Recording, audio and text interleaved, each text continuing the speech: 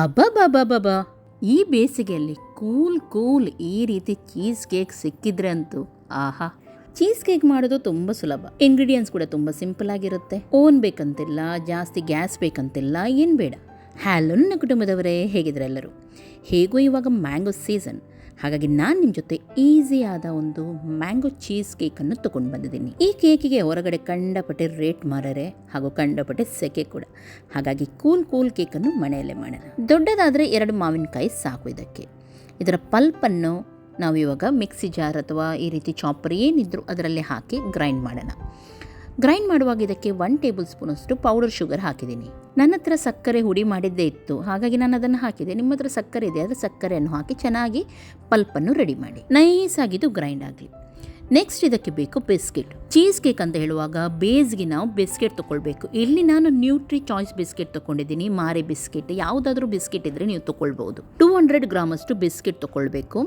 ಇಲ್ಲಿ ಸಣ್ಣ ಪ್ಯಾಕಲ್ಲಿ 2 ಪ್ಯಾಕ್ ಬಂತು. ಮಿಕ್ಸಿ ಜಾರಿಗೆ ಹಾಕಿ ಚೆನ್ನಾಗಿ ಈ ರೀತಿ ಫೈನ್ ಆಗಿ ಹುಡಿ ಮಾಡಿ ತಗೊಳ್ಳಿ.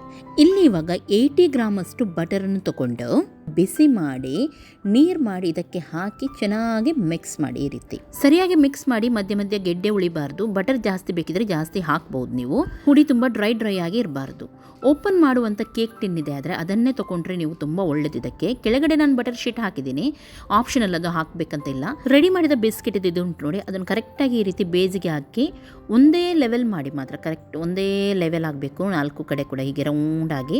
ಇವಾಗ ಇದನ್ನು ಫ್ರಿಜ್ಜಲ್ಲಿ ಇಟ್ಬಿಡಿ. ಬೇರೆಲ್ಲ ರೆಡಿ ಮಾಡುವಾಗ ಇದು ತಾನಾಗಿ ಸೆಟ್ ಆಗುತ್ತೆ. ಈ ಬೇಸ್ ರೆಡಿ ಆದ್ಮೇಲೆ ಉಳಿದ ಕೆಲಸ ಮಾಡಬೇಕು. ಇವಾಗ ಇಲ್ಲಿ 400 ಗ್ರಾಮಷ್ಟು ಕ್ರೀಮ್ ಚೀಸನ್ನು ಹಾಕಿದ್ದೀನಿ. 100 ಗ್ರಾಮಷ್ಟು ಪೌಡರ್ ಶುಗರ್ ಅನ್ನು ಹಾಕಿದ್ದೀನಿ. ಶುಗರ್ ಅನ್ನು ಸ್ವಲ್ಪ ಪೌಡರ್ ಮಾಡಿ ಹಾಕಿ. 1 ಚಮಚದಷ್ಟು ವೆನಿಲಾ ಎಸೆನ್ಸ್ ಹಾಗೂ 1 ಚಮಚದಷ್ಟು ಲಿಂಬೆ ರಸ, ಇದು ಎರಡನ್ನೂ ಹಾಕ್ಲಿಕ್ಕುಂಟು. ಹಾಗೂ ಎಲೆಕ್ಟ್ರಿಕ್ ಬೀಟರ್ ಅಲ್ಲಿ ಇದನ್ನು ಕರೆಕ್ಟ್ ಆಗಿ ಈ ರೀತಿ ಮಿಕ್ಸ್ ಮಾಡಬೇಕು. ಎರಡೂ ಕೂಡ ಚೆನ್ನಾಗಿ ಚೀಸ್ ನೋಡಿ ಈ ರೀತಿ ಮಿಕ್ಸ್ ಆಗಬೇಕು, ಕ್ರೀಮಿ ಆಗಬೇಕಿದು. ಆಮೇಲೆ 150 ಗ್ರಾಮಷ್ಟು ವಿಪ್ಪಿಂಗ್ ಕ್ರೀಮ್, ಹೊರಗಡೆ ನಿಮಗೆ ವಿಪ್ಪಿಂಗ್ ಕ್ರೀಮ್ ಅಂತ ಹೇಳಿದರೆ ಸಿಗುತ್ತೆ, ಅದನ್ನು ತಗೊಳ್ಳಿ. ಹಾಗೂ ಬೀಟರಲ್ಲಿ ಚೆನ್ನಾಗಿ ಈ ರೀತಿ ಬೀಟ್ ಮಾಡಬೇಕು. ಎಲೆಕ್ಟ್ರಿಕ್ ಬೀಟರಲ್ಲಿ ಮಾಡಿದ್ರೇ ಒಳ್ಳೆಯದು. ಒಳ್ಳೆ ನಿಮಗೆ ಫಾರ್ಮ್ ರೀತಿ ಬರಬೇಕು ನೋಡಿ, ಈ ರೀತಿ ಗಟ್ಟಿ ಆಗೋ ತನಕ ಬೀಟ್ ಮಾಡಿ. ಇವಾಗ ಇದನ್ನು ನಾವು ಚೀಸ್ ರೆಡಿ ಮಾಡಿದ್ವಿ ನೋಡಿ, ಅದಕ್ಕೆ ಹಾಕೋಣ. ಎಲ್ಲವನ್ನು ಹಾಕಿಬಿಡಿ, ಹಾಕಿ ಮಿಕ್ಸ್ ಮಾಡಿಬಿಡಿ, ಹಾಗೆಯೇ ಬಿಡಿ. ಇವಾಗ ಮೇನ್ ಏನು ಗೊತ್ತುಂಟ, ಇದು ನಿಮಗೆ ಬೇಕಿದ್ರೆ ನೀವು ಮಾಡ್ಬೋದು. ಅಗರ್ ಅಂತ ಸಿಗುತ್ತೆ ಅಥವಾ ಚೈನಾ ಗ್ರಾಸ್ ಸಿಗುತ್ತೆ ನೋಡಿ, ಅದನ್ನು ಸ್ವಲ್ಪ ನೀರಲ್ಲಿ ಹಾಕಿ ಈ ರೀತಿ ನೀರು ಮಾಡಿ. ಇದು ಉಂಟಲ್ಲ ಚೆನ್ನಾಗಿ ಕರಗುತ್ತೆ ನೀರಲ್ಲಿ. ಜೆಲ್ಲಿ ಎಲ್ಲ ಮಾಡುವಾಗ ಯೂಸ್ ಮಾಡ್ತಾರೆ ನೋಡಿ, ಅದನ್ನೇ ತಗೊಂಡಿದ್ದೀನಿ. ಈ ಚೈನಾ ಗ್ರಾಸನ್ನು ಚೀಸ್ ಕೇಕ್ ಮಾಡುವಾಗ ಹಾಕಿದ್ರೆ ಸ್ಲೈಸ್ ಎಲ್ಲ ನಿಮಗೆ ಪರ್ಫೆಕ್ಟ್ ಆಗಿ ಬರುತ್ತೆ. ಇದು ಜಾಸ್ತಿ ತಣ್ಣಗಾಗ್ಲಿಕ್ಕೆ ಬಿಡ್ಬಿಡಿ, ಗಟ್ಟಿ ಆಗುತ್ತೆ. ಲೈಟ್ ಆಗಿ ತಣ್ಣಗಾಗಲಿ, ಸೈಡಲ್ಲಿ ಇಡಿ. ಅಷ್ಟು ತನಕ ಇದನ್ನು ಮಿಕ್ಸ್ ಮಾಡಿ. ಲೈಟಾಗಿ ತಣ್ಣಗಾಗಬೇಕು, ನೆನಪಿಡಿ. ತುಂಬ ತಣ್ಣಗಾದರೆ ಗಟ್ಟಿ ಆಗುತ್ತೆ. ಮೆಲ್ಲನೆ ಇದನ್ನು ಎರಡನ್ನು ಕೂಡ ಮಿಕ್ಸ್ ಮಾಡಿ. ತುಂಬ ಓವರಾಗಿ ಮಿಕ್ಸ್ ಮಾಡಬೇಡಿ, ಮೆಲ್ಲನೆ ಮಿಕ್ಸ್ ಮಾಡಿ. ಇವಾಗ ನಾವು ಚೈನಾ ಗ್ರಾಸ್ ರೆಡಿ ಮಾಡಿದ್ವಿ ನೋಡಿ, ಅದನ್ನು ಇದಕ್ಕೆ ಹಾಕಿ. ಚೈನಾ ಗ್ರಾಸಲ್ಲಿ 1 ಪ್ಯಾಕೆಟ್ ಇರುತ್ತೆ ನೋಡಿ, ಆ 1 ಪ್ಯಾಕೆಟನ್ನು ನಾನಿಲ್ಲಿ ಯೂಸ್ ಮಾಡಿದ್ದೀನಿ. ಹಾಗೆ ಚೆನ್ನಾಗಿ ಇದನ್ನು ರಪಕ್ಕಂತ ಮಿಕ್ಸ್ ಮಾಡಿ ನಾವು ಸೆಟ್ ಮಾಡಿ ಇಟ್ಟಿದ್ವಿ ನೋಡಿ ಬೇಸ್, ಅದಕ್ಕೆ ಹಾಕಬೇಕು. ಮಿಕ್ಸ್ ಮಾಡಿ ಇಡ್ಲಿಕ್ಕಿಲ್ಲ, ರಪಕ್ಕಂತ ಮಿಕ್ಸ್ ಮಾಡಬೇಕು, ಇಲ್ಲದ್ರೆ ಗಟ್ಟಿ ಆಗುತ್ತೆ ಅದು. ಆಮೇಲೆ ಇದಕ್ಕೆ ಹಾಕಿ ನೋಡಿ, ಕರೆಕ್ಟಾಗಿ ಮೆಲ್ಲ ಒತ್ತಿ ಸ್ಪ್ರೆಡ್ ಮಾಡಿಬಿಡಿ. ಮೆಲ್ಲನೆ ಮೇಲಿಂದ ಸ್ಪ್ರೆಡ್ ಮಾಡಿ, ಸ್ವಲ್ಪ ಟ್ಯಾಪ್ ಮಾಡಿ, ಆಮೇಲೆ ಫ್ರಿಜ್ಜಲ್ಲಿ ಕೂಲ್ ಆಗಲಿಕ್ಕೆ ಬಿಡಿ. ಸ್ಪ್ರೆಡ್ ಮಾಡಿದ ಮೇಲೆ ಮೆಲ್ಲನೆ ಇದನ್ನು ತಟ್ಟಬೇಕು, ಆವಾಗ ಕರೆಕ್ಟಾಗಿ ಕೂತ್ಕೊಳ್ಳುತ್ತೆ. ಇವಾಗ ಫ್ರಿಜ್ಜಲ್ಲಿ ಇಡೋಣ. 15ರಿಂದ 20 ನಿಮಿಷ ಇಟ್ಟರೆ ಆಯಿತು. ಆಮೇಲೆ ಏನು ಮಾಡೋಣ, ಮತ್ತೊಮ್ಮೆ ಚೈನಾ ಗ್ರಾಸನ್ನು ತಗೊಳ್ಳಿ. ಇಲ್ಲಿ ಇವಾಗ ಚೈನಾ ಗ್ರಾಸ್ ಇದು ಅರ್ಧ ಪ್ಯಾಕೆಟ್ ಮಾತ್ರ ನಾನು ಹಾಕಿದ್ದೀನಿ. ಅದಕ್ಕೆ 1 ಕಪ್ಪಷ್ಟು ನೀರನ್ನು ಹಾಕಿ ಇದನ್ನು ಸರಿಯಾಗಿ ತೆಳ್ಳಗೆ ಮಾಡಿ. ಇವಾಗ ಪಲ್ಪ್ ರೆಡಿ ಮಾಡಿದ್ವಿ ನೋಡಿ ಮ್ಯಾಂಗೋದು, ಫಸ್ಟಿಗೆ ನಾವು ಅದನ್ನು ಕೂಡ ಇದಕ್ಕೆ ಹಾಕಿ ಸರಿಯಾಗಿ ಮಿಕ್ಸ್ ಮಾಡಿ.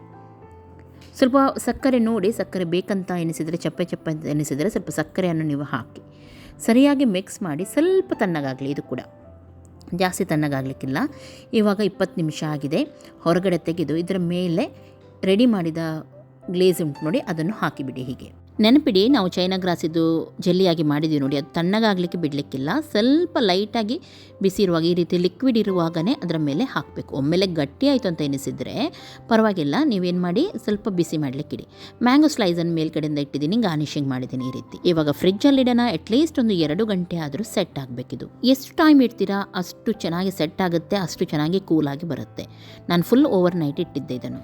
ಇವಾಗ ಓಪನ್ ಮಾಡುವ ಟಿನ್ ಇರುತ್ತೆ ನೋಡಿ, ಅದರಿಂದ ಸೈಡಿಂದ ಇದನ್ನು ಈ ರೀತಿ ಓಪನ್ ಮಾಡಿಬಿಡಿ ನೋಡಿ. ಹೀಗೆ ಕೆಳಗಡೆ ಒಂದು ಪಾತ್ರೆ ಇಟ್ಟಿದ್ದೀನಿ ನಾನು, ಹಾಗೂ ಅದರ ಮೇಲಿಂದ ಇದನ್ನು ಮೆಲ್ಲನೆ ಜಾರಿಸಿ ತೆಗೆದಿದ್ದೀನಿ. ಎಷ್ಟು ಸೂಪರಾಗಿ ಬಂದಿದೆ, ನೀವು ನೋಡ್ಬೋದು. ಚೀಸ್ ಕೇಕ್ ಪರ್ಫೆಕ್ಟ್ ಆಗಿದೆ ಹಾಗೂ ಮ್ಯಾಂಗೋ ಫ್ಲೇವರ್ ಅಂತೂ ಒಳ್ಳೆ ಪರಿಮಳ ಬರ್ತಾ ಉಂಟು. ಕಟ್ ಮಾಡೋಣ. ಕಟ್ ಮಾಡುವಾಗ ನೆನಪಿಡಿ, ಇದರ ಬೇಸ್ ಉಂಟು ನೋಡಿ, ಗಟ್ಟಿ ಇರುತ್ತೆ ಬಿಸ್ಕೆಟಿದ್ದು. ಕರೆಕ್ಟಾಗಿ ನೀವು ಕಟ್ ಮಾಡಬೇಕು, ಒತ್ತಿ ಕಟ್ ಮಾಡಬೇಕು ಕೆಳಗಡೆ, ಆವಾಗ ಪರ್ಫೆಕ್ಟಾಗಿ ಈ ರೀತಿ ಬರುತ್ತೆ. ನೋಡಿ ಯಾವ ರೀತಿ ಬಂದಿದೆ ಚೀಸ್ ಕೇಕ್. ಸಿಂಪಲ್ ಉಂಟು. ಫಸ್ಟಿಗೆ ನಾನು ಹೇಳಿದಾಗೇ ಎಲ್ಲ ಪ್ರತಿಯೊಂದನ್ನು ಸ್ಟೆಪ್ ಬೈ ಸ್ಟೆಪ್ ಮಾಡಿ, ಆವಾಗ ಪರ್ಫೆಕ್ಟಾಗಿ ಬರುತ್ತೆ. ನೋಡಿ ಎಷ್ಟು ಚೆನ್ನಾಗಿದ್ದು ಕಟ್ ಆಗುತ್ತೆ. ಆ ಕ್ರೀಮಿ ಚೀಸ್, ವಾವ್, ಸೂಪರ್ ಆಗುತ್ತೆ. ಈ ರೀತಿ 3 ಫ್ಲೇವರ್ ಒಟ್ಟಿಗೆ ಮಾಡಿ ನೀವು ತಿನ್ನಬೇಕಿದನ್ನು. ಇದು ಇಷ್ಟ ಆಯ್ತು ಅಂತಾದರೆ ಶೇರ್ ಮಾಡಿ, ಲೈಕ್ ಮಾಡಿ, ಸಬ್ಸ್ಕ್ರೈಬ್ ಮಾಡಿ. ನಾಳೆ ಸಿಗ್ತೀನಿ. ಎಲ್ಲರಿಗೂ ಟೇಕ್ ಕೇರ್. ಬಾಯ್ ಬಾಯ್.